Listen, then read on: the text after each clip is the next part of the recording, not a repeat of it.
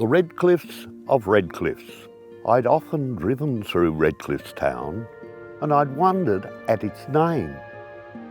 I couldn't see too much of red or any cliffs to claim. An avenue of jacaranda trees, a bus shelter built of rocks, a railway line, some packing sheds, and miles of blocks.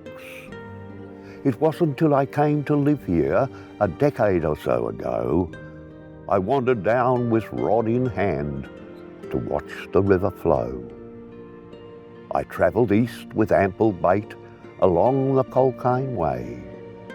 I arrived at Snake Gully car park just at the break of day. The sun shone down on the rising mists and I saw the layered bands, the Red Cliffs of Redcliffs, capturing the history in their sand.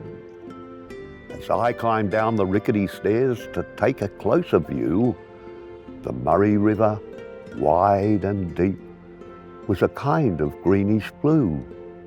As I looked down to the ancient cliffs, their secrets were clear to me, of a time millions of years ago when this whole land was beneath the sea, and again a time when it was covered by a giant freshwater lake.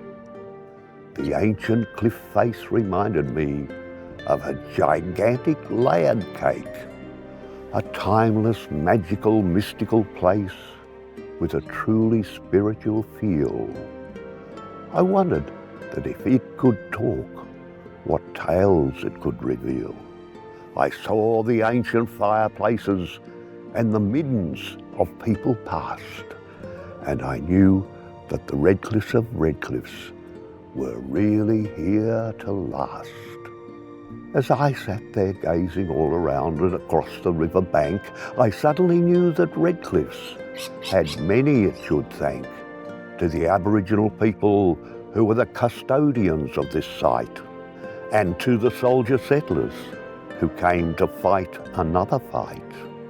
They cleared the land, built their racks, and set out blocks in rows. They planted vines and trees and plants, in fact anything that grows. They built houses, hotels, theatres, banks, post offices and shops, and packing houses and cooperative sheds to process all their crops.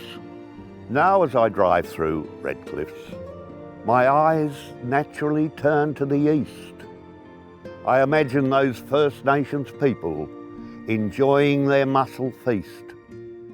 I see those soldier settlers creating their irrigation scheme, and I know that the Red Cliffs of Redcliffs are an everlasting dream.